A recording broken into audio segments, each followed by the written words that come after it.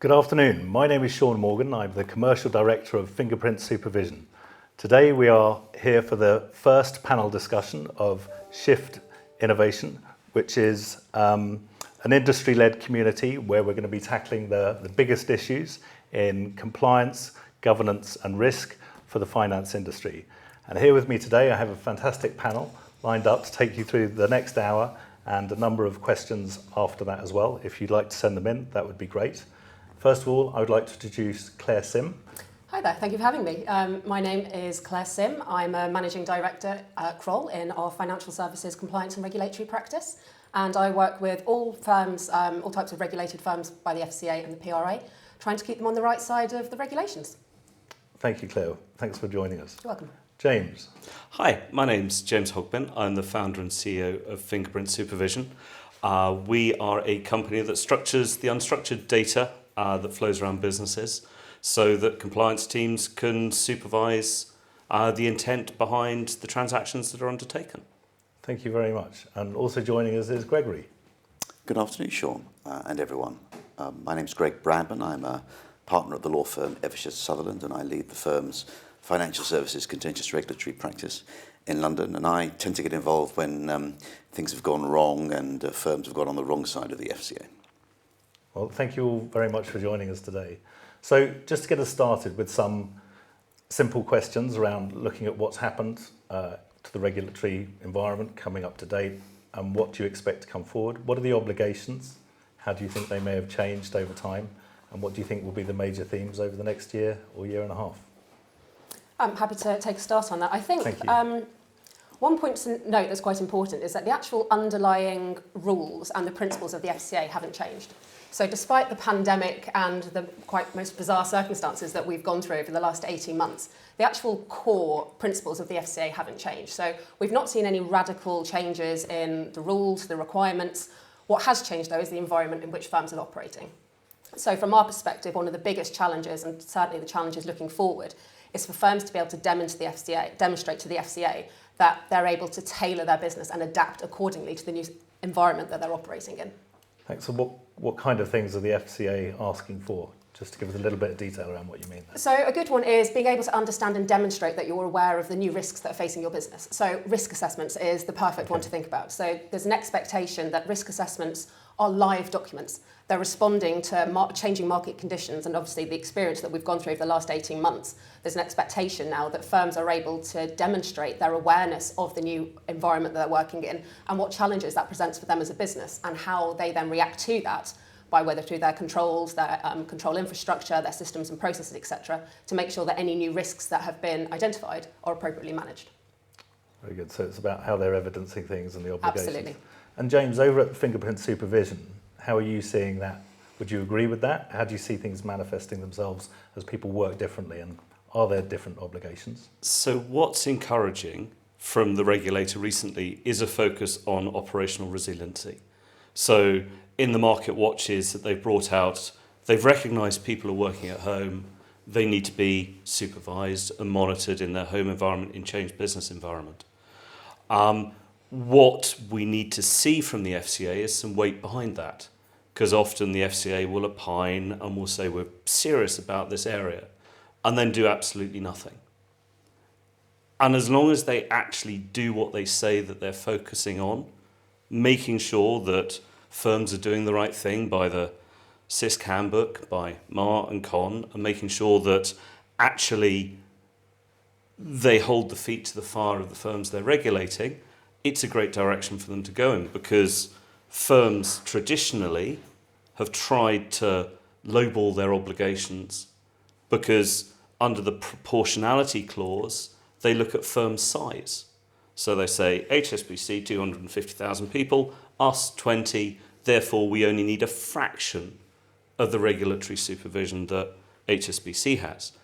What the regulator's looking at is, sorry, HSBC is selling a structured product, you're selling a structured product, the proportionality is the same.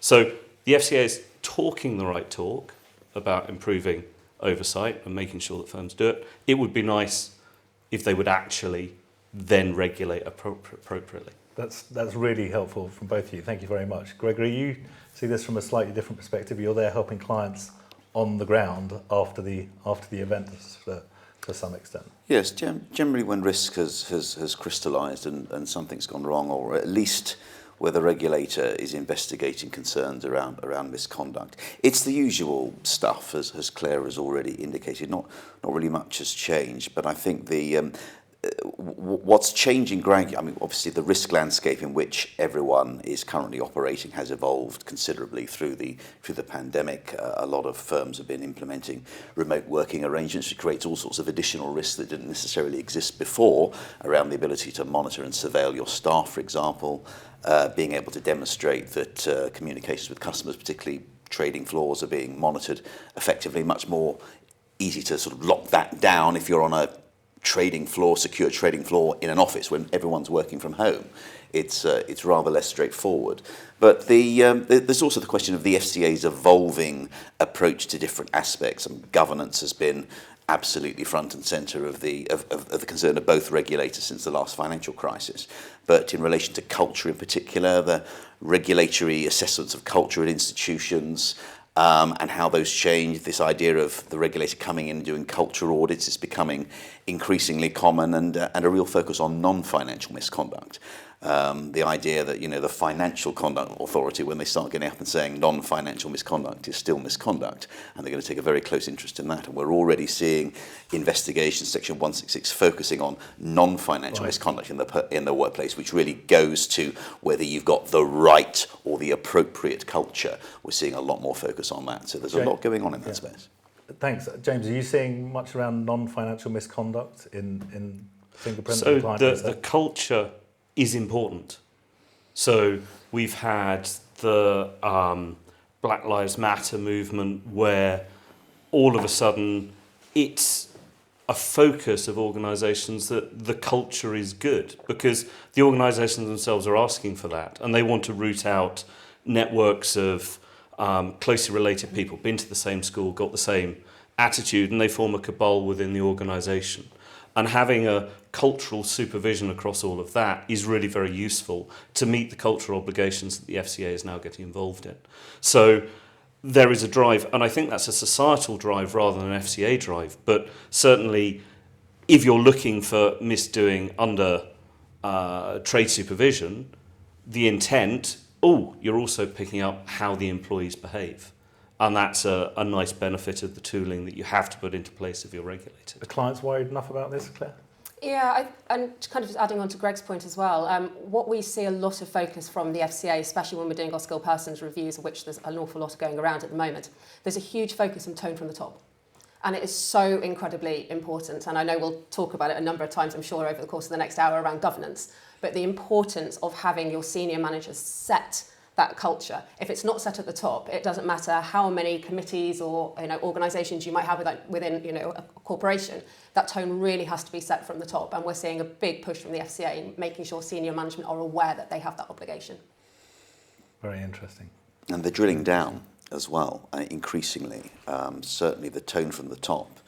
10 years ago, that was a real area of focus, but we've seen various pronouncements from senior members of both the FCA and the PRO saying we've got these very slick, highly polished, aggressively prepared by slick lawyers, senior executives of major financial institutions. They know how to make the right noises, they know how to say the right things, but actually, is that tone from the top trickling down within the organisation? Are we getting the right tone from middle management, the people who get their inspirations, their cultures, their incentives from the people above, to the extent that the messaging from up here is not necessarily reflective and reflected in outcomes where middle management are specifically involved. We're seeing a lot more challenge there now from the regulators. I completely agree, and that's is the word embedded that we see all the time. To what extent is the culture that is set by the tone from the top embedded within the organisation? And you're completely right, it's middle management, and it's the individuals that at the end of the day in the business that are managing a lot of these core controls that are so important and crucial to firms actually being able to manage their risk frameworks and meet the regulatory requirements. So are these fine words at board level translating down the organisation into good outcomes for your customers? So how would a firm measure that, typically? Easier said than done. And again, the encouraging thing from the FCA are their actions. They've extended under SM and CR the responsibility down to a much lower level of management. It used to be a couple of guys at the top. Then you had your director in charge of going to jail as your compliance officer and some salespeople as CF30s. But SM and CR now has driven that all the way down. Your responsibility as a middle manager is now as code staff because the FCA have done that. Now, again, the proof is in the pudding. Do the FCA take that seriously? To drive the cultural change to middle management, they have the framework there. They have the tools they need and the dials they can twist and the pointy stick they can poke at them when they're bad. Are they going to be brave enough to use the regulation they put in place? And that, I guess, we will discover over the next few years as to whether there is an actual genuine focus. And they've started well. They've looked at Jeffrey Epstein and the leader of some banks and said, you know what? There's something to see here. This is not the culture that we are expecting. Interesting. And hopefully that drives down to middle management. So not to let Greg off the hook too easily there, where you said easier said than done. Well, these things are quite difficult to measure. The first thing that's important is that one culture or one organisation is not necessarily going to be the right culture for another. And I think the FCA has certainly appreciates that and has certainly appreciated the fact that changing culture, certainly within a large organisation, is a bit like turning around a supertanker. It takes a while. There are various things that you can do to measure whether things are going in the right direction, but ultimately it's about empirical evidence. You're looking at complaints. What is the volume of the complaints? What types of complaints are there? How is the firm handling those complaints? I mean, that's your key interaction. Something's already gone wrong with someone's complaints. But if you're not handling complaints in an expeditious way, in a sensitive way, in a professional and productive way, that's a pretty clear indicator that the culture of your organisation is not what it should be. Certainly not what the regulator would expect it. Looking at client files, the suitability of advice, that's another clear example of, the culture of an organisation. Are the people who are selling this stuff, do they understand what they're selling? Do they understand the rules? Are they following the rules? Are they achieving good outcomes for customers? And ultimately, that's the only way that you can reliably measure whether the governance and the culture of an organisation is the right one. It's how are things working out for customers in terms of outcomes on the ground? And that's what needs to be looked at, I think, first and foremost. So you see this when the problems have crystallised, to use your word. In terms of Kroll and what you're doing at Kroll, clients, how do you help clients with some of those KPIs and things? Is that easily achieved, or with Fingerprint as well, James?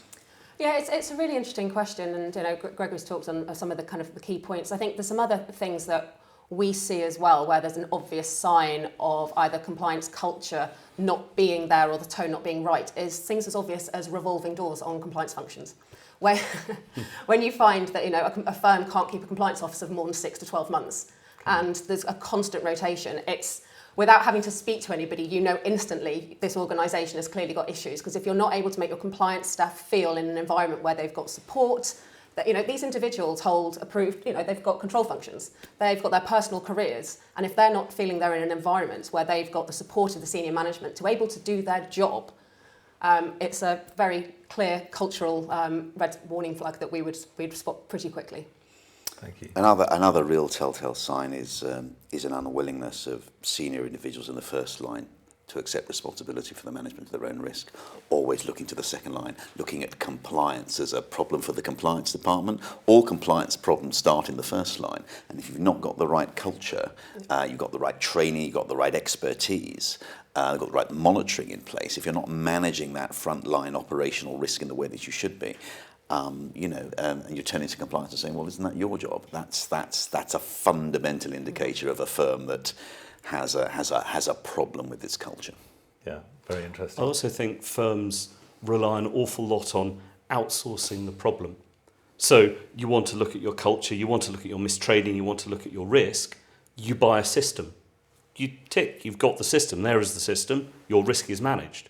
It really isn't, because nobody has adjusted the system, tuned the system, managing the system, but management will be sitting there as a large publicly owned retail bank was when all of their systems disappeared for a month and said, we've got some IT outsourcing, it's them.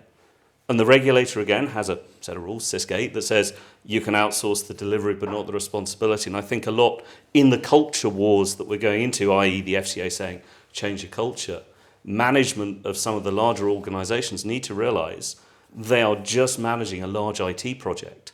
And actually, their job is chief nerd of all of the bits and pieces that need people, tuning and parameters, and you can't just buy something without fettling it to make it work. Yes, I mean, in many respects, the acquisition of a new all-singing, all-dancing system for monitoring or surveillance or whatever it is in many respects just the beginning of your problems.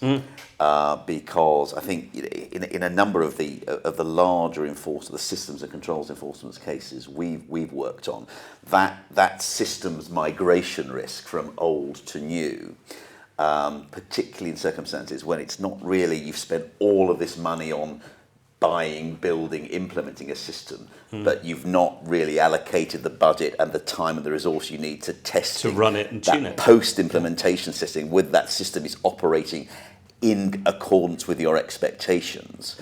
That can be a very, very expensive oversight, because the regulators come in, they say, well, you implemented this thing 3 years ago, and now you're telling us that you've missed this entire population for transaction monitoring, and hundreds of millions of transactions that you've not been monitoring because of some problem with your data that you've only just adverted to. If you just tested this thing properly 3 years ago when you built it, as you should have done, you'd have stopped this happening. And we see this record kind of replaying over and over and over again. And as a technologist, that depresses me, because putting it in is the easy bit. And part of the struggles we've faced with our product is we'll go in and we'll do the sales pitch and we'll get dinged out as a software product. So we've been out there to form relationships and say, listen, we're actually a service. So not us, here's the product, but here's a company like GRSS or another compliance consultancy that can come in and help you with the tuning, with the monitoring, can run it as a service for you. Because actually, the difficult bit isn't getting it and putting it in. The difficult bit is making sure it controls your risk, highlights the right function, hits the right KPIs, does the right reports.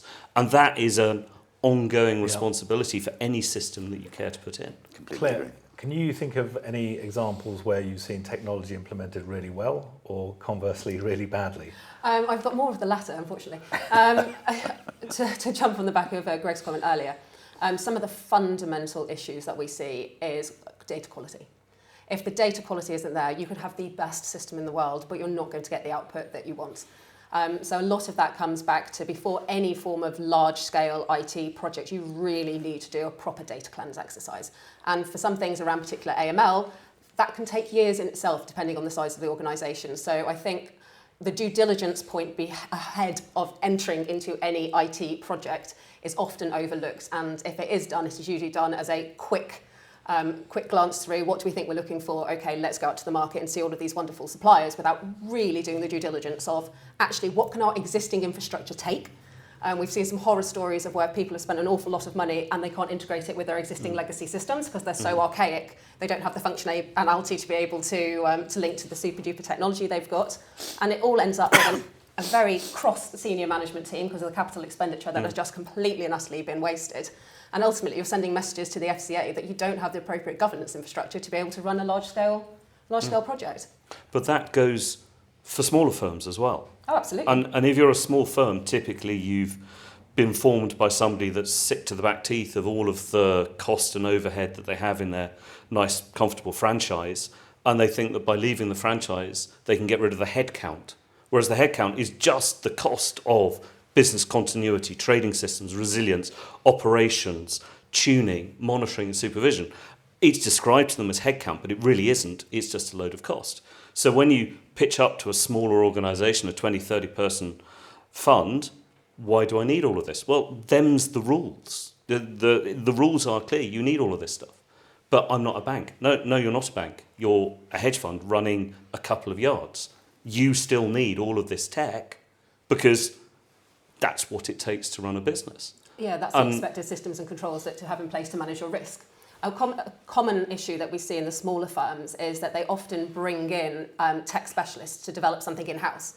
Because a lot of, especially the startup, they like using their own technology. That's how they want to build their infrastructure, which is absolutely fine. The issue you have is when there's 1 or 2 people within an organisation of 20 or 30 people that know that technology inside out. They become fundamental key men risk, and that often hugely gets overlooked. The minute they walk, you've got an entire infrastructure that potentially nobody else has a clue how to operate. So your operational risk associated with that is absolutely huge. And we've seen some horror stories of that being the case, where people have just walked out and there is absolutely no roadmap for anybody else to come and pick up to understand how on earth the IT infrastructure was built. It's also a lowest cost operator approach when you're running your own business. So you go to the market and companies will turn up and say, look, we do IT for hedge funds. It's going to cost you £1,000 a person a month. And everybody goes, whoa, that's a lot of money. I can get Office 365 for a tenner a month. I'll do that. No, you can't. The trouble is the die is then cast for really bad governance, really bad compliance with the basic rules. You can't comply with the basic rules. But when you go and see these people, they're, well, I'm fine. I've got email. That's fine. I've got a telephone. That's fine. And actually, it's fine right up until the first complaint comes in. Or there's an investor due diligence report about how you do your monitoring and supervision of email. How do you do your business continuity? And then it just goes very, very badly wrong for them. I completely agree. And going back to my earlier point, this is why that due diligence process up front and the risk assessment that you need to do. What exactly were you looking for? What are the potential risks? And making sure that, it comes down to that cost-benefit analysis ultimately. Is that, okay, are we willing to take on this risk? And hopefully you should come to the answer of no, we're going to have to pay to protect ourselves and keep ourselves in business here. And that moves us nicely on to the FCA's latest investigation into ARs and regulatory hosting. Because obviously, as you're starting up, you are probably not going to want to spend 6 to 18 months becoming regulated with your, you'll know this, 90 or 120,000 euros that you have to put for Reg Cap, plus legal fees and all the rest of it. All of it. You're going to go and have a look for a regulatory host, or you're going to be an AR. And the FCA have realised that actually some of these bigger regulatory hosts are the size of a major hedge fund. They're running 20 or 30 billion AUM across 200 utterly different strategies with 5 people and no oversight. They don't keep the data under the SIS9 obligation. They don't do risk and monitoring. Yet as a small organisation, you don't know that. You're just looking around and going, that regulatory host is £6,000 a month, that's £4,000 a month, I'm going for the £4,000 a month one. Whoa, the regulatory risk of that regulatory host disappearing or doing the wrong thing or not spotting market abuse is enormous. Luckily, the FCA have recognised the risk, and I hope that, to go back to the earlier point, they do something about it, because it is a massive structural weakness in the fact that when I started my structured products business, I went to get regulated, it cost a fortune, we did the right thing, we did it internally. We started with an umbrella and then we moved on. But now people just don't even bother with that choice. They go, lowest cost operator, that's £100 a month. We've met a couple that were at that level of customer thing, and you can't do compliance at that level. No. Yet that's the market, and the market has developed along that way with, I hate to say it, the law firms going, if you dance on the head of a pin, you can run your business like that. The lawyer said so. Look, they said it's fine, so that's what we do. Sorry, Greg. I love lawyers. No. It's, so looking at it from your perspective, you used that phrase once, you tend to see things from the other end of the telescope. Have you ever seen badly implemented technology as an excuse or a case to avoid an event after it's crystallised, or does it just add to the problem? Badly implemented technology is probably the primary cause of major fines in systems and controls cases. Really? I would say, yeah. No, Wow. I mean, it's this systems migration risk that I alluded to earlier. Either maybe you've acquired an organisation, you're trying to merge, or you want to build a new transaction monitoring system. Yeah. Possibly you were manually monitoring before, and you're moving to an automated system.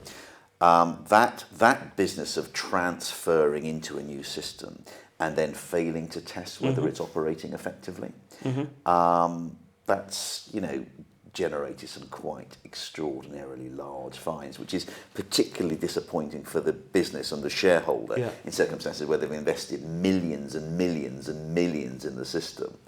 And they built it, and it's to your point. I think, well, we've got this great system, so this is all fine now. It's all fine. Actually, in many respects, your journey is just beginning. But the FCA jumps down your throat very, very quick, because they obviously know you're building that stuff, and then they'll if it's a transaction monitoring system, they'll come in and they'll do their financial crime visit a couple of years later, and they'll start asking all sorts of. There'll be pre-visit disclosure. They'll come in and visit you. They'll ask you to walk through the system. And they've done this. They've done this 100 times before. They know the questions to ask. They know what to look for. And thematically, the errors are just repeated by different organisations. The same errors over and over again. So they know they're going to get you. It's expensive. So this is an interesting point, and goes to, quite frankly, my anger with the regulator. I can think of one case where a bank was demerging, where they were moving all of their accounts back to a different thing. One case that made it into the papers. And you're talking as if there are a lot of cases of this. Yeah, I mean, I'm talking over the last 10 years. That I've had visibility of. It's a known problem, right? And we've said a practitioner that deals with bailing people out is seeing a lot of systems and control problem around the tech. Pretty much anybody in the vendor space would imagine that the FCA never sees a tech thing ever. There's been one in the last year, 3 in the previous 3 years. So if the FCA was here, so if the FCA was here in response to that change, they say, we do tell you, you're just not looking in the right places. So when the enforcement outcomes I even check their freedom of information bits on the hidden bit of the website. I can't find it. When those enforcement outcomes get published, there's probably half a dozen or so over the last 10 years where this issue has been predominant. They publish a notice on the website, they've got a press release, and they'll say, this was the problem. Dear CEO letters get published. The recent financial crime one was particularly flagging issues around data, for example. I'm not sure, I don't immediately remember if they specifically referred to that system migration risk, but that's kind of what they were talking about. So you do see this stuff get published. And if you deal with fund managers, they don't deal in riddles, right? They're dealing in market. That is the price up or down? Have we made money? Have we lost money? And sometimes the FCA can come across as Sphinx-like. You as a regulatory practitioner understand and can read the runes, and if I'm not buying your advice, I wouldn't know. Well, because they're not clear enough. They don't say bad. Doing that is bad. Don't do it. They're very, very good at telling you what not to do, and very good at telling you when you've got stuff wrong. They're not quite so good at telling you what the best practice is and how to do stuff in a way that they're not very good at telling you what good looks like, which is one of the the predominant frustrations that a lot of my clients who work in legal compliance, this is like they will ask, and the FCA's response often at the supervisory level is, well, it's a matter for you. You know what the rules are, you know what the principles are. They're cast at quite a high level. They set out the outcomes we're looking for you to achieve. You must conduct your business with integrity. You must take reasonable steps to implement systems and controls. And they're like, well, what does that mean in the transaction monitoring context? I mean, it is getting better. We have a financial crime guide now, which is a lot of very helpful guidance in a financial crime context. In the old days, there was a code of market conduct which told you, what safe harbours were and what good looked like in a market abuse context. But I mean, it is a constant. You were mentioning CISC earlier. We've got these high-level rules, but actually they tell you what the absolute rule is and what the high-level outcome is that they're looking for. But actually, how you get there and what they're expecting to see, there's not a huge amount of useful, practical guidance coming out of the regulator, because as far as the regulator is concerned, it's for firms to make their own decisions about how they achieve those outcomes. That's really how principles-based regulation works. It's not easy, is it? No, that works for firms that take it seriously. And I would contend that most firms treat it as a cynical sports player would, there's the line, I think I can get there. It's just not clear enough to the market per se what they're looking for. It's okay, practitioner to practitioner, advisor to compliance person, but compliance people aren't really that important in the majority of firms. They're an afterthought. It's got given to the second partner in that isn't going to be doing the trading. They get to be the CCO and the CFO, and they don't get to play with the money. You do often see that in smaller outfits. Yeah, but the smaller outfits is where the action is. Yeah. because the majority of them are small. And this is where the systemic risk is for us with our pension funds invested, because they can't get the returns of the big ones. They're spaffing money all over the little ones. And the little ones are not hearing what the FCA is saying, because they wouldn't employ an expensive consultant to tell them that. And I think there is quite a major disconnect between, oh, good, with my regulatory head on, I like the drive of the FCA. But from the smaller firm, they're just not hearing it. And there's a particular further challenge there for the smaller outfits, because they don't tend to be, well, they're not relationship manager, and they don't have a designated supervisory contact who knows you, who understands your business, who understands the issues that you're facing. You can't have that direct dialogue with the supervisor in the way that a major financial institution could. Which makes it that much more difficult when you are reaching out for guidance. You tend to be posting things into it's like chucking a paper airplane down the Dartford Tunnel. It's if it ever comes back, it's not necessarily going to contain anything useful. So Claire, from your perspective, I mean, we've moved on to what effective supervision, controls, governance might look like. We were discussing technology, then we've also dipped into the challenges of working with a principles-based regulator. From your perspective as somebody that's delivering advice to these firms and the smaller ones as well, what's it like trying to deliver advice in a principles-based environment to clients when they're looking for effective supervision and controls? Yeah, it's a good question, and we see, whether it be on small IFAs, small consumer credit firms, we're often having conversations with businesses where we'd be saying, look, you're not meeting FCA expectations, and they're sitting there tearing their hair out, saying, but show me where it says I have to do that. Yeah. And I do sympathise, and we've had some quite difficult conversations where you just said, this is just where the FCA's expectations are. And going back to Greg's point, here's a whole list of final notices. Pretty much everything that the firm has been criticised for by the FCA is documented quite clearly in a final notice. Now, to the extent that firms sometimes have to go out and find this information, maybe a bit, the FCA maybe could be a little bit more helpful in how that information is shared. But it's there, it's easily accessible for firms to get. A big part is an education piece. So if you are in a small regulated firm, there are law firms, there are consultancy firms, there is free guidance being issued all the time on any form of regulatory change, key regulatory topics. The press, when you read the FCA's business plan, which was issued, I think, in July, you get a sense of where they're going. You get a sense as to what their issues are. And that's, as a compliance person, or even if it's a partner with a compliance function but has that responsibility, you need to be looking to give you that steer on that information of what you need to do.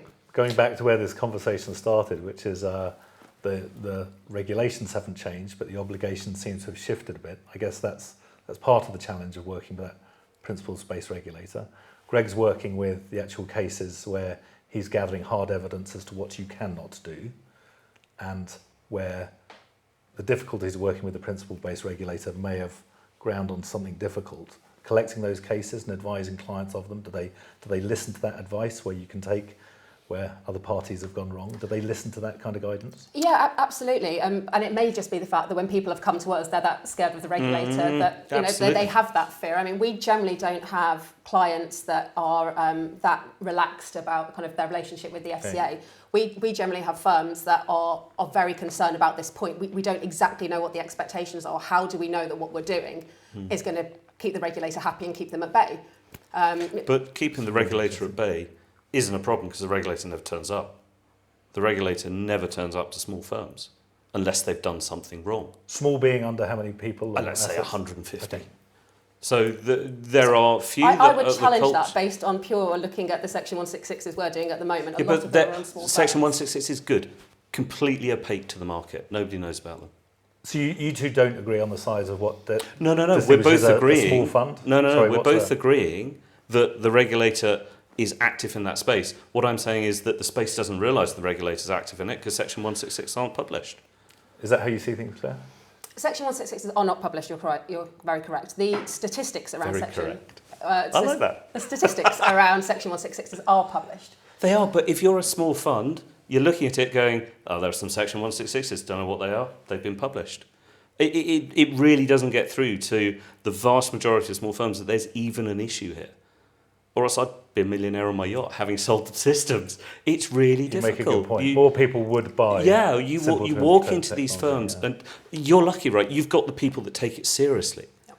And vanishingly few. When you think there's 600 new each month that come onto the register, okay, some of them are IFAs or credit funds, but there are a lot of firms out there that miss this entirely. And so the FCA can drive all it likes. Section 166, they just published a summary, an anonymised summary, saying we're looking at this stuff. Wow, people would take notice. Because otherwise they have to trust what they read on LinkedIn or what we send them. And they go, yeah, they're talking their own book. Of course they want them to come in and look at it. But until the FCA start we are really taking this seriously. Look at what we're doing. This is what we're focusing on. Because I understand Section 166 needs to be confidential because it might damage a firm, etc., etc. But it's not helpful for the market in general, that level of secrecy. Because I understand where you're coming from. I suppose the only thing I would add to that is that kind of if you look at why Section 166 is generally happen, if you look at the process, there's generally a thematic because there's something that the FCA has identified as an area. Let's look at the pensions advice for being one. They know there's an issue there. They do an investigation into it. They do their thematic review. On the back of that, they visit a number of firms, clearly. The more severe findings then go down the Section 166 route, but they will always issue their findings from their thematic reviews, and they are such core fundamental knowledge-sharing documents that the FCA issues. That's the first place we would always refer our clients to, whatever sector you're in. Financial crime guide for firms, you mentioned on the financial crime side. That was hugely helpful for the market because the FCA finally gave good, clear examples of good practice, poor practice, and set out its expectations. Although they did nick a document from the FSA that was written in 2017 and made it... It would have been earlier than that if it was an FSA. Before 2013. Before 2013. Right, so the financial guide was what I used to try and do to coerce people to buy things, right? USB blocking pens, you must have antivirus, you must have cyber security. It was all in there when the FSA wrote it. The FCA took it and shoved it. It was always on the FCA website, they rebranded it, and now they've made it a handbook, or nearly a handbook. It's still all guidance, it's not rules. So again, you wander into firms and they go, well, it doesn't have an R by it. So Claire's absolutely right. I mean, the thematic work that the FCA does is extraordinarily valuable in terms of warning firms what they need to be looking at and what they need to be getting right. But they have limited bandwidth to publish that. It's enormously resource intensive for the regulator to do that, and also for the firms who are having to respond to it. I mean, it's a very, very significant undertaking. We've just had a Dear CEO letter on trade finance in September. There's a trade finance thematic coming. So all of you guys out there who have a trade finance business, this is coming. Make sure you've got your trade finance business risk assessment sorted out because all of this is coming. Because as day follows night, the way the FCA works, Dear CEO letter, thematic enforcement action. That's kind of the three-stage chain reaction. So trade finance is clearly going to be a significant area of focus for the FCA in 2022. They're going to be busy because they've got ARs, regulatory hosts, pensions, trade finance, market abuse, financial crime, and 99% of the small firms will go, nothing to see here, move on. I had a question for Claire, which I will come back to, trying to pull some of this together a little bit. But a question has come in from the audience, and maybe if we could just focus on giving some practical advice to people that want something here. So as a compliance officer in a small firm, I have a limited budget and pushback from higher management when trying to adopt technology to support our process. Sounds familiar. What do you suggest? Claire. So compliance officers in small firms it's a common challenge that they face. I have a lot of sympathy. I think realistically it comes down to making sure you've done your proper risk assessment. Are you able to therefore demonstrate to your senior manager where your gaps are in your control framework and why a technology solution is required to help you?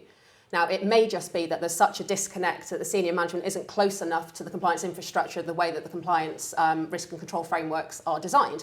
If you can position it in such a way that you can educate your senior management team and say, look, right here on our risk assessment, we've got all of these areas in red where I feel as a compliance officer, we as a firm are not protected and we're not meeting our regulatory obligations. And that means you as a senior management team, who I have now informed formally through either my board reporting, are now aware of this issue. Which means it's now their problem. Which means it is now their problem. That sounds like really good advice. That's and under exactly. Principle 11, if they don't take any action as a compliance officer, you have to go to the FCA and say they're not really doing good it. Advice. So my other question before that one came in was, what's the definitive moment when you meet firms when they start to take this stuff seriously or not? The compliance officers, I assume, always take it seriously to some greater or lesser extent. But so what is it? What clicks within a firm? We've spoken about culture and a number of other things. Is it the evidence and the cases that Greg's working on? What comes together for a firm where they say, we have to sort out our governance, our compliance and the risk here, we have to address this? Is it an investor thing? Is it pressure from there? Where does it come from? It can come from an absolute array of different sources. So, for example, Greg mentioned complaints earlier. That's a really good tool for especially firms with retail clients, looking at the analysis of your complaints and, more importantly, the root cause analysis of complaints. What is actually going on with this in organisation? Why are we getting these complaints coming through the door? And what do we need to do to fix it? That's an incredibly important factor to consider. Looking at just MI in general, and I think this is a point we haven't really touched on as part of this discussion, reporting is incredibly important. And we've spoken about the quality of data, which again is the root cause of a lot of issues when it comes to, especially on the IT side. But when you've got this data, you've got to do something with it. There's no point issuing kind of a senior management team a board pack of just pointless Excel spreadsheets that are going to mean absolutely zero, because they're not going to have a clue what the actual risks are. Reporting needs to be structured and tailored so that as a senior manager, or you're sitting in a board minute, you've got something that's nicely colour-coded in front of you, that's red flags are singing at you and saying, these are issues within our organisation that we need to sort out. And that's one of the areas that I would always say, really make sure your reporting is robust, because ultimately that's the information that the senior managers need and rely on to manage the risk within their business. That's really interesting. So James, from your perspective and your clients at Fingerprint Supervision, how are you helping from an MI reporting perspective, and do they use that information? How do they use it at a boardroom level? And so doing supervision, the capturing of information is a solved problem. You can get that from anywhere. Processing the information, bit of witchcraft. Currently random sampling, we automate it, but how you deal with your risk, how you set up your KPIs, how you analyse what you need to do. Is it repeatable? Can you prove time travel to the FCA when they say you were looking for that, now you're looking for that? How have you taken that journey? What sign-offs have you got to get from looking for that phrase to looking to those 7 or 8 behaviours? Also, your reporting in terms of your caseload, what you've done. Is it a training issue? Is it an action issue? Does it need to go to external counsel?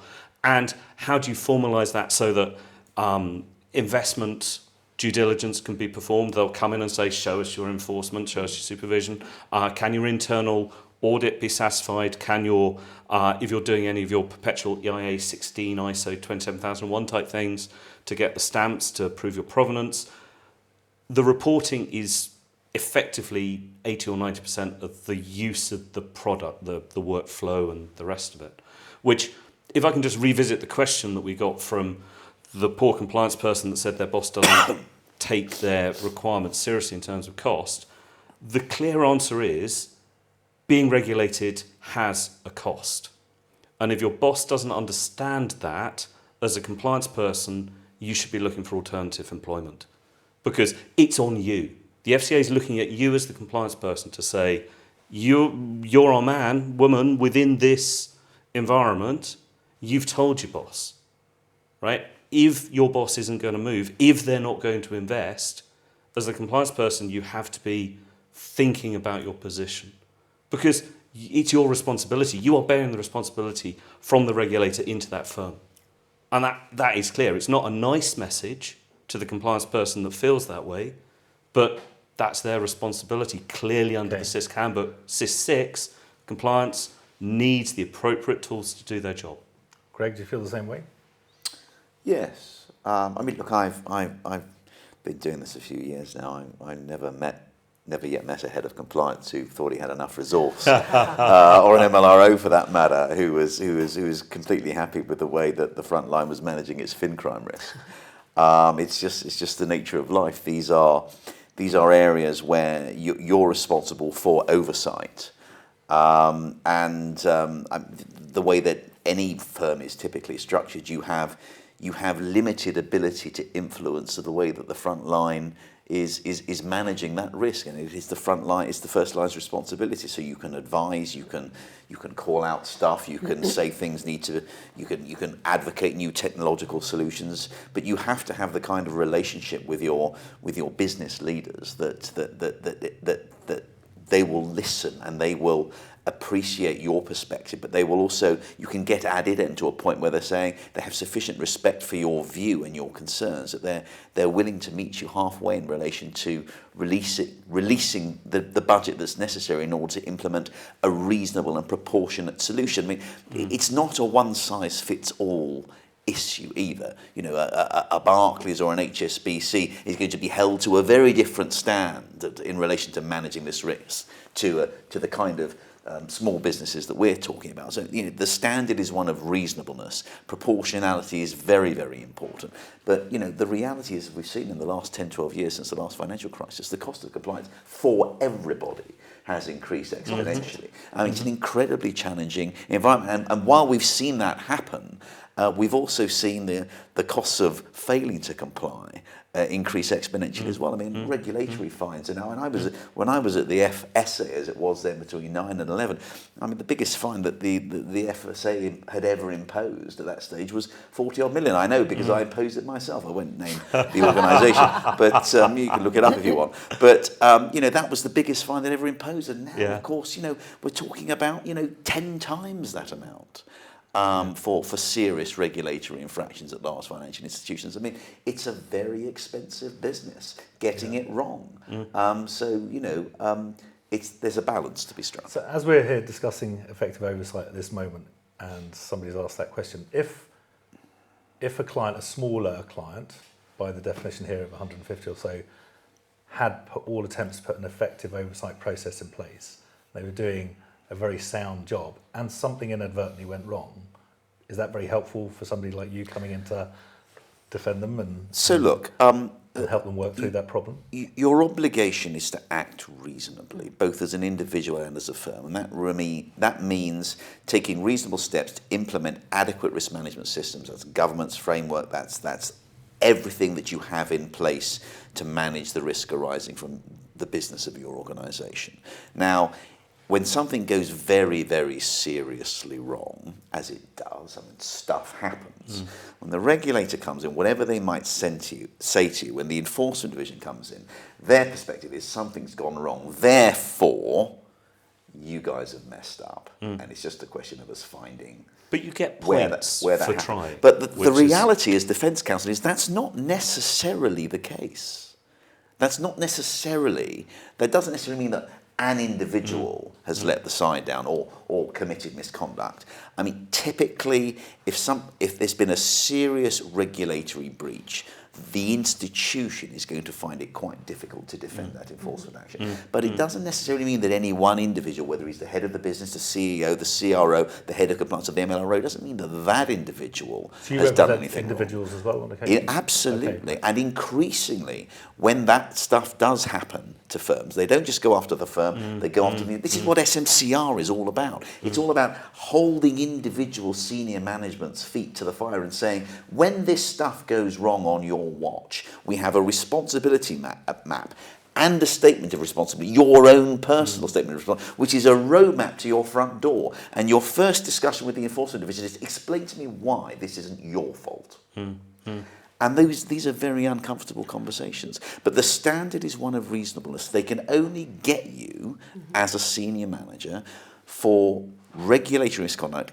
if they can establish personal culpability, which means either you deliberately breached a rule or you failed to act reasonably. And that's quite a high test. And as we've seen, I mean, to your point, some time ago, the FCA's record of holding senior managers to account for regulatory misconduct is not a very good one. No. It's difficult to do, as it should do. As it should be. I mean, it should be difficult. We're talking about people's careers and reputations. Well, yes, but they're in charge of a criminal enterprise at that point, right? So well, not a criminal enterprise, but we're talking breaches of regulation, giving rise to civil liability. But it's one thing to say the firm should have implemented better systems and controls, and therefore we're going to fine the firm. It's another thing to say to the head of a business unit or a head of compliance or an MLRO to say, this is your fault. And I'm going to post a final notice on the FCA website naming you, saying you've lacked competence and capability, or saying you've acted in some way recklessness. And I'm going to ban you from the industry, and that's the end of your career. Go off and teach windsurfing somewhere in the Caymans, because maybe that's all you can do now, because you're never going to be working in UK financial services again. I mean, if that's the kind of outcome you're going to impose on an individual, then it's got to be clear that their misconduct justifies such a draconian fine. We're talking about taking people's livelihoods away from them.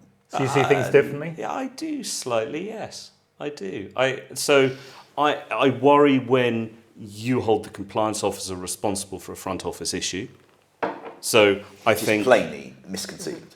Mostly the compliance officer is the one saying this has gone wrong. You should not be blaming the compliance officer for a front office chap-ess in a chat room fixing the market when they think that they can get away with it, right? Those people need to be held to account. Now, who set that culture? The boss. Who's making the big bucks? The boss. Who's signing off the Sarbanes-Oxley report? The boss.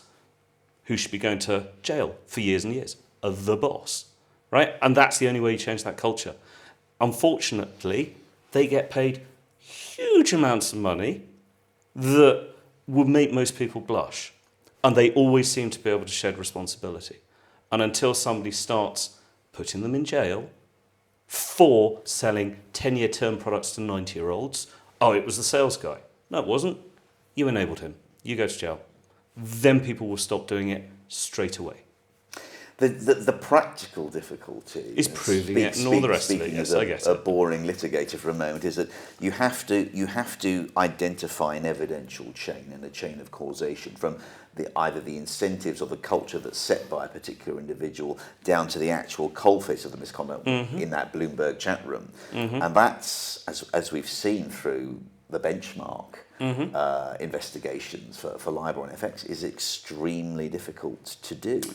A lot of the guys who actually engaged in the toxic chats have been investigated and prosecuted, and one or two even successfully. But actually, the disconnect between these guys who are at the coalface of the misconduct and the senior managers who may or may not have been explicitly or implicitly encouraging that kind of behaviour. I mean, that evidential chain has been historically very, very difficult to establish. Yeah. But, I mean, it's not like the FCA doesn't look. I mean, if they found it, they'd be only too pleased. The regulator could nip it in the bud and say, one of the things that you get when you're an SMF3 or whatever is, if we find mis-selling down the chain that you're responsible for, you're out. What, on a strict liability basis? Yep, that's it. You can't work in financial services because you allowed that stuff to go on. This sounds We're like not giving you a regulatory reference. This sounds like the making of a very good panel number 2. Because they get paid so much. If they got paid as much as a road sweep, who cares, right? You don't need to. But they get paid huge amounts of money for taking the responsibility. And yet they seem to be able to duck the responsibility every time. And that doesn't seem to be fair or equitable. Well, I personally, I would say this because I'm a defence counsel. I'm a defender rather than a prosecutor. Yeah. I did prosecute, but only for a couple of years, and I didn't enjoy it very much. I mean, I believe you have to have some regard for human frailty. Most people in my experience in financial services are very smart, very professional, very honest, and very straightforward people trying to do a very difficult job, trying to do the right thing, very challenging circumstances. I do genuinely believe that 99.9% of these people are trying to do the right thing. They don't always achieve it, but they're not deliberately or recklessly breaching rules and trying to rip off counterparties and customers. I genuinely believe that. So I do have a real problem with threatening to trash people's reputations, taking their careers and their livelihoods away from them, unless you can demonstrate through a clear evidential chain that they are responsible for unacceptable behaviour. And unless and until the regulator can do that, I will continue defending until my dying breath. And again, I will I take that point and I understand it, but it just doesn't seem right, and I think the regulator should do something about it. Let's do this as another panel, because it's great to see different perspectives on it as well. I'm just thinking about the interest of time and coming to wrap things up. We only have a few minutes left. And what would be really useful, Claire, if you could tell us, if you were to explain to people now from your perspective what really good looks like when running compliant operations, what would be the key points and advice that you'd give to people? Okay, some of the key pointers.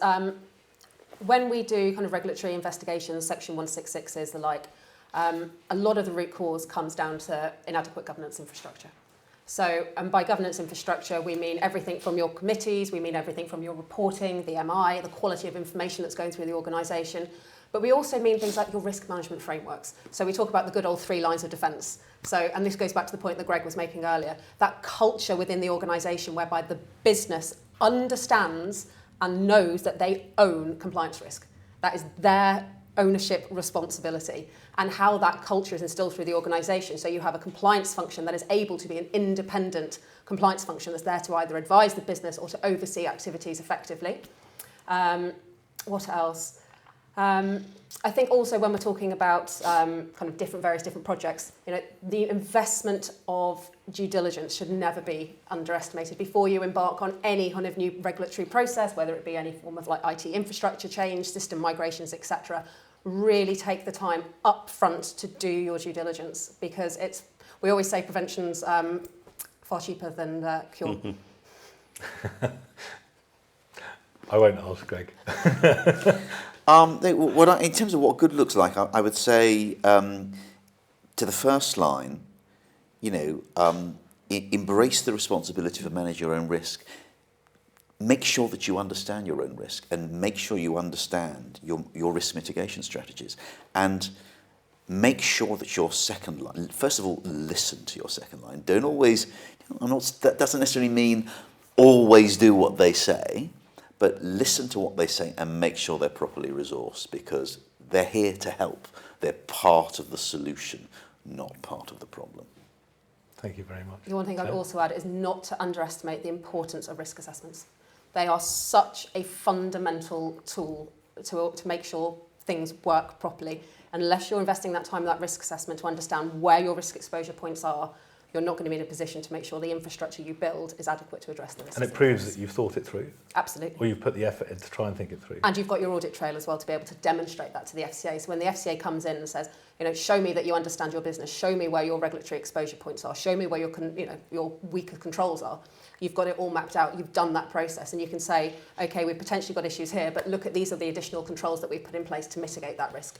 We understand our business, we know where our regulatory issues are, and this is what we've put in place to manage and address Completely agree. That is fundamental to the effective management of regulatory risk. You've got to get that right. Got to get it right. You've heard it here. And James, from your perspective as a technologist, what does good or great look like, and how might that be augmented with what humans have ultimately got to do as well? So good or great looks like systems and processes, automation that integrates with the human factors to actually tune the parameters. The key thing for the firms in the space that we deal with, seek proper advice. Mm-hmm. Because you guys are in the flow in a way that most of the people we deal with don't even know there's a flow, they don't understand their risk. And what's become clear to me over the last hour is the FCA are taking this seriously. But the market doesn't know that unless they come and talk to you. So I guess the lesson is, we as vendors will always talk our own book. You must do this, you must have our software, you must do this process. But actually, go to the independent advice streams and say, what's the FCA doing? What should I be concerned about? Where should I be investing my money?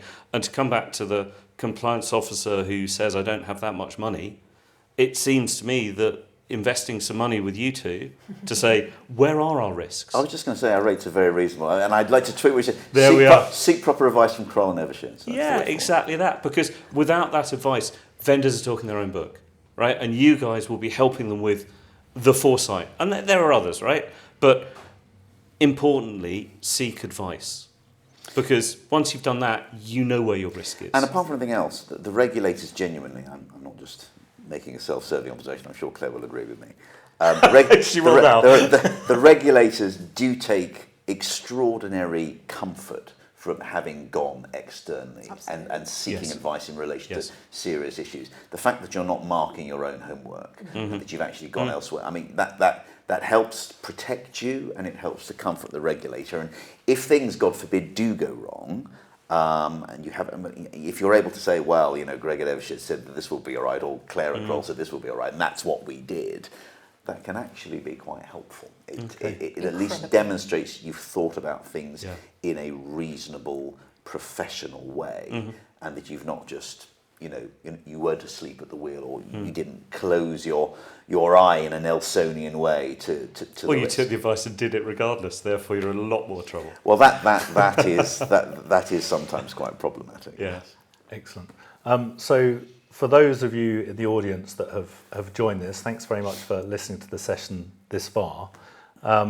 We still have plenty of time for your questions. If you'd like to send them in, I can field them here and put them to the panel, who I'm sure would be delighted to answer your questions. The whole purpose in Shift is to bring together some great, very knowledgeable organisations who can help guide you through the whole regulatory compliance and governance issues that are out there, especially in this principles-based regulator, as we've found out so far, and help guide you through all of that. So if you are interested in joining Shift, then please join, and you'll see us on LinkedIn. And we look forward to seeing you in other panels. Meanwhile, please send in your questions. We have a number of here to go through as well. Ready for more questions? Go for it. Born already. Let me have a look. So, how do we get our risk assessment right, particularly around AML? Who would like to field that? I'll do it It's first. a Claire, isn't it? As a financial crime professional, I'd probably pick this one up. So the first place I would start is definitely look at the FCA's guidance that it's issued in the FCA Financial Crime Guide for Firms. There is an awful lot of information in that document. The FCA actually invested a lot of time and energy in producing that, and it's still to this day one of the most key guidance material that we advise firms to look at. These risk assessments take a long time. If you're doing them properly, they should take quite a long time to do. It needs to be a live document. It needs to be continually updated. So whenever you're entering into new markets, new products, new jurisdictions, that risk assessment constantly needs to evolve. So it's always matching your business. Now, in terms of all the individual components, again, Financial Crime Guide for Firms will give you kind of the steer of what you need to cover.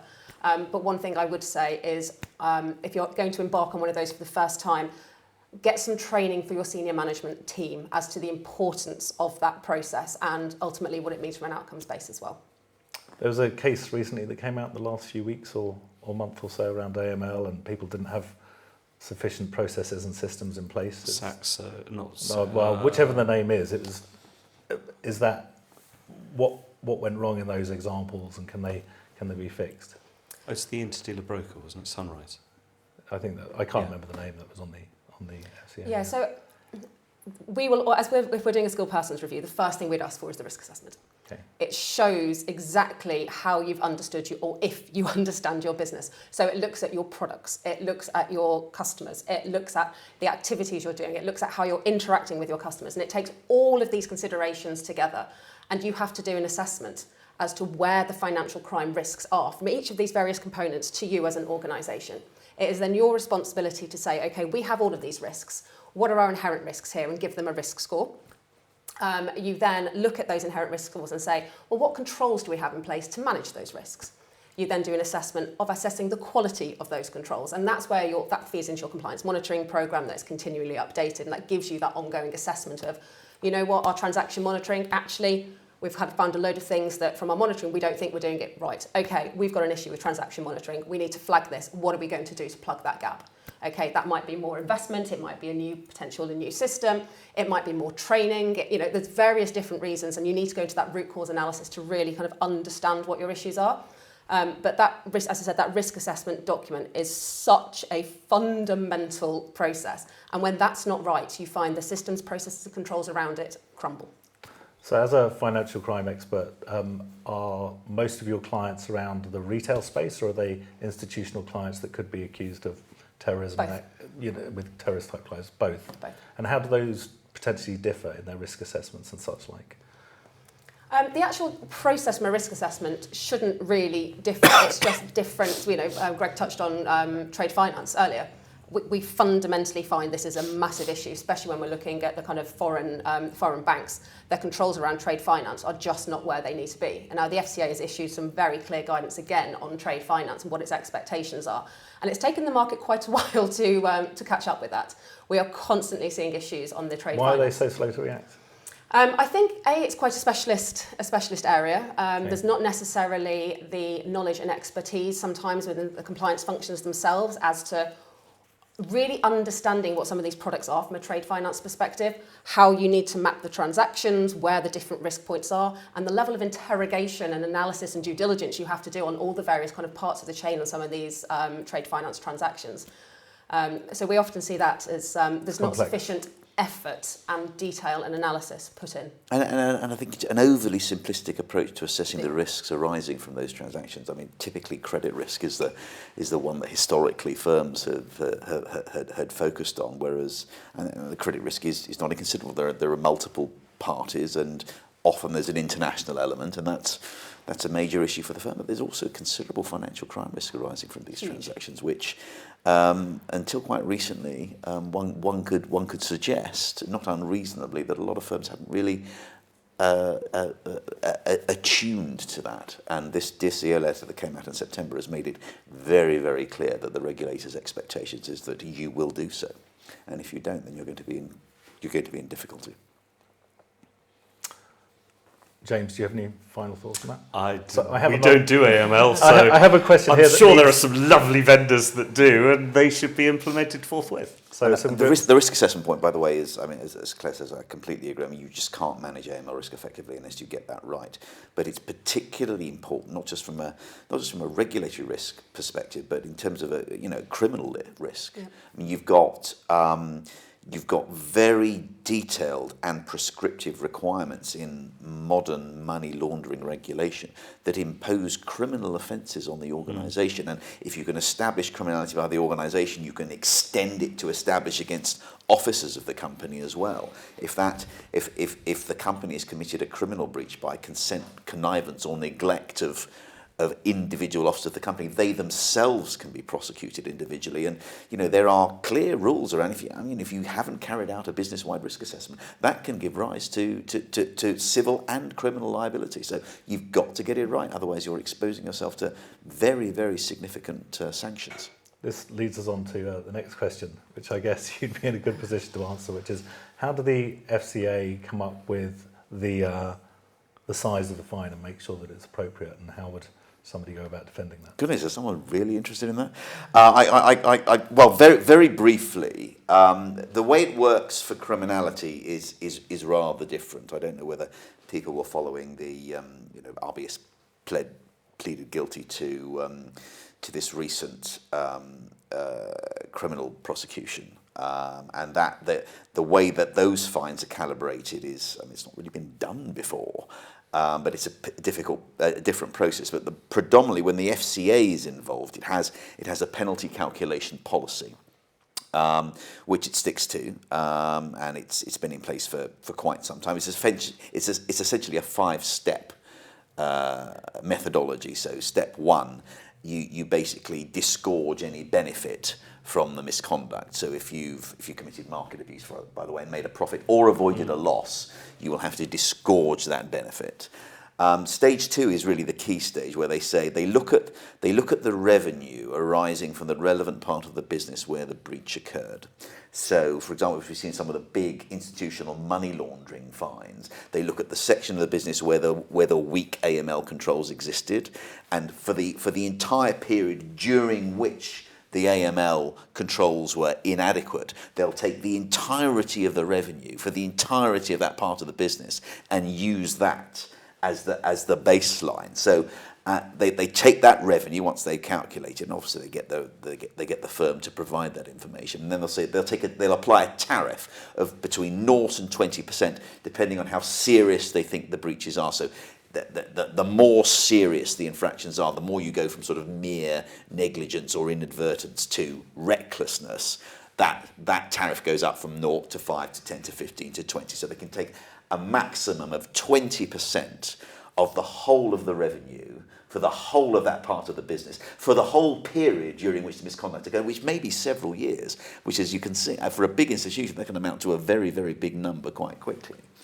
Then at stage 3, they essentially look at aggravating and mitigating factors. So there might be further factors that aggravate the breach, but there may be other factors that mitigate the breach.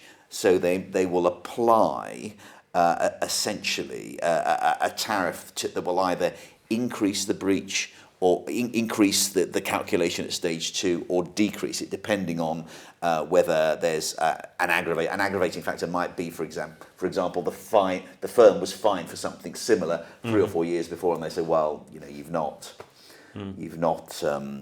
really been paying attention, and we've already dinged you for this. We're now going to ding you again. This time we're going to ding you 25-30% more.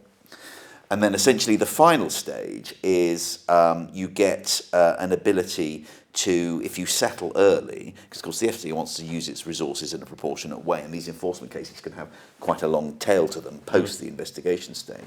So if you're willing to do a deal within a certain period of time, you can get a discount on whatever fine is being proposed. So that's essentially the way the penalty is calculated. Well, it gives people an indication of scale, doesn't it? Yeah, it can become, these numbers can become quite big, particularly when you've got a long relevant period. I've worked on money laundering cases, and Claire may well have seen similar things where they take back the period of the breach to the money laundering regulations 2007. You potentially got a dozen years or more, during which time theoretically they can take all of the revenue arising from that area of the business. I mean that could be billions.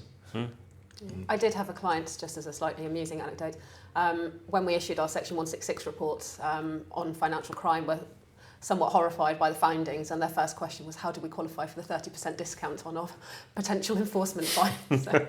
Good for them. And it's a big discount to get, which is why so many firms tend to settle early. A quick question. So the next question in looks like it might be a James one to answer first initially. Considering the COVID pandemic continues on and hybrid and remote working is still very much a reality, what further risks are presented with our workforce dotted all over the country? How do we mitigate this risk, and what can we do to achieve proportionate oversight and appropriate controls? Goodness. So working at home has opened up a cultural gap between what you might do in the office, as we said earlier. So you put your phone in a box at the trading floor's door and you take it out at the end of the day. So you don't have it by your side with WhatsApp on and LinkedIn and the rest of it. Whereas when you're working at home, the control environment isn't as good, especially in smaller firms who don't invest any money in it. The control environment isn't as good and you get commingled data. Now, the one decent rule that does give very prescriptive do's and don'ts is SIS 10A, which is the call recording obligation. If you fall under a call recording obligation, it is your duty to record or block all electronic communications. Now, it's a horrible rule because an electronic communication could be LinkedIn, there's a chat room on Tinder, I believe, it could be Instagram. So devices, if you're a SIS 10A obligated individual, have to be recorded or blocked. Now, doing that at home is really difficult. It's a solved problem, but it's really difficult, costs a bit of money. So as the FCA have realised this, Market Watch 66, Market Watch 68 have all started speaking about how individual firms have to put in place monitoring for remote workforces. And the poor firms are under a SIS 10A obligation. That's a horrible beast to do. It costs money. There's loads of vendors that can do it.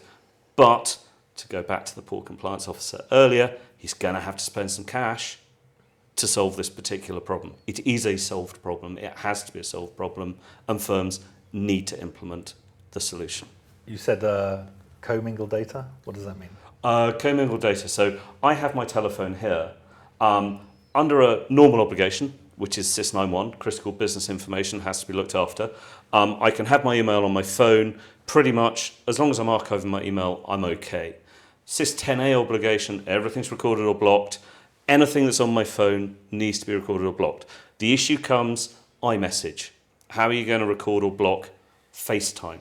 How are you going to record or block whatever it is that Android has? I can't even remember. How are you going to record or block Signal, Telegram, all the rest of these messaging things? How are you going to record or block Tinder? How are you going to record or block the Telegraph website that has a chat room on it? So that commingled data is my phone is a portal to the internet. As far as SIS 10A says, record or block it. Almost horrible if it's your phone with your family snaps on, your group chat about your daughter being away and you want to check the recipes with her because she's worried about stuff. All of that becomes regulatory data if it's on that device. So this is why tier one banks and others say 2 devices. Your Two devices. personal one, your... Yep. But smaller clients don't like that because it's their business. And it costs a load of money and nobody likes being surveilled. And of course you can trust me, I run a hedge fund. No, the FCA doesn't trust you. Sorry. Basically, you need 2 devices. You're running a financial services firm, it costs money, do the right thing. Simples. Claire? Just to I suppose add a few maybe more kind of less on the technology side. It is a very, very strange environment that we're working in at the moment, and I'm going to say this till I'm blue in the face. You know, the environment has changed. You need to do an assessment, and this comes back to the importance of risk assessments. You know, there's factors here that are outside of all of our control. You've got to do that impact analysis to understand to what extent does that limit you or prohibit you from being able to do some of these core monitoring activities. Understand where those gaps are, and then work with your senior management team, whether it be through going down technology routes, but to understand what can you do as a regulated entity to ensure that you're still meeting your regulatory obligations. But unless you do that risk assessment process and understand where these new vulnerabilities as a result of the kind of remote hybrid working environment that we've got, you're not going to be able to make sure that you've got the appropriate controls to put in place. And some of those controls could be as simple as basic things like updating policies and procedures, training on things like confidentiality, conflicts of interest, you know, corporate policies in terms of do not use WhatsApp on work devices, do not, you know. No, but SIS 10A says you have to block it. So you have to work out a way of blocking it, right? So it's not how do you use it, it's how do I block it? But I suppose my point is also around the communications to your employees. This is company policy. Now it can be incredibly hard to do that physically, but if you can say to people, this is our company policy, I want you to attest that you understand and you will acknowledge and you will adhere to our company policy, it's a step a firm can take to give it. And it's a disciplinary issue up to and including gross misconduct. And it's also a defence. It's a defence they have when the likes of, you know, Greg's team are in there. They'll say, look, this is we put a process in place and, you know, we can't stop a rogue trader, but they'd committed to us that they understood the rules and they were going to abide by policies. And here's the attestation. But you don't want to do what one of my customers did, which was put in exactly that and forgot to put in the and we can audit and monitor your phone. So when the FCA turned up, they said, lovely policy, did you ever check it? Do you have the rights to check it? Well, I mean, we forgot that bit. It's very well, it may as well not have existed. I mean, this is the nightmare where you allow staff to use their personal phones for business. I mean, it would be a joyless thing to turn this very interesting panel discussion into a huge data privacy discussion. No, let's do that. No, let's not do that. We'll panel. lose our audience very, very quickly. But it's a massive, massive problem. Yeah? The whole issue of employee consent. Employees basically can't give consent to their employer to do that stuff. It's not an equal relationship. It's a master-slave relationship. So, and the consent, of course, can be withdrawn at any time. So how you go about the process of monitoring, quarantining that device, reviewing it in compliance with GDPR and UK GDPR and current data privacy arrangements without infringing the personal rights and liberties of your staff, it's an absolute nightmare. I mean, just the whole process of carrying out disciplinary investigations by accessing those data. I mean, your employee under investigation's scope for making your life very, very difficult indeed and teeing up a case for the Employment Tribunal in due course is considerable. So it all came from MiFID Article 10, which nobody in their right mind thought that the FCA would ever implement, but they obviously got some really good lawyer to write it for them, and the lawyer gold-plated it, plus, put it in, nobody really reviewed it, and then everyone went, oh my God, we can't implement that, that's a disaster. But them's the rules. And when you tell people that, they get really angry with you. And you say, you have to block it or whatever. Wow, how dare you? It's not me, it is the regulator, it is the regulations. Read it. And when you get them to read it, they go, blimey. Because it's the best written rule from an IT nerd perspective. Any electronic communications or voice recorded or blocked. Easier said than done. Yeah, it's really easy to say, but you literally cannot do it with some information types. Yeah. A push from a network is built into the phone. Well, it's I mean, you know, social media and the proliferation of platforms for communications is a real problem. I mean, we see it in the legal profession. We don't have to deal with anything like the quantity of regulation around communications that you guys do. But, you know, there are real risk management problems for us and record retention problems for us as well. We do have some record retention obligations. But you know, some clients just they want to communicate by text message. They want to communicate by instant, and it's like, well, I'm not really terribly comfortable sending my advice in that format. But you see, as a sales guy, you are. This is the issue that we face. So let's put it this way: it is a solved problem. You can buy a product that records FaceTime. You can buy a product that records WhatsApp and Signal. Costs a bit of money, 35 quid an endpoint. So you've got 7 different apps, so all of a sudden you've got 1,000 quid an endpoint a month to record all of the stuff. It can be done.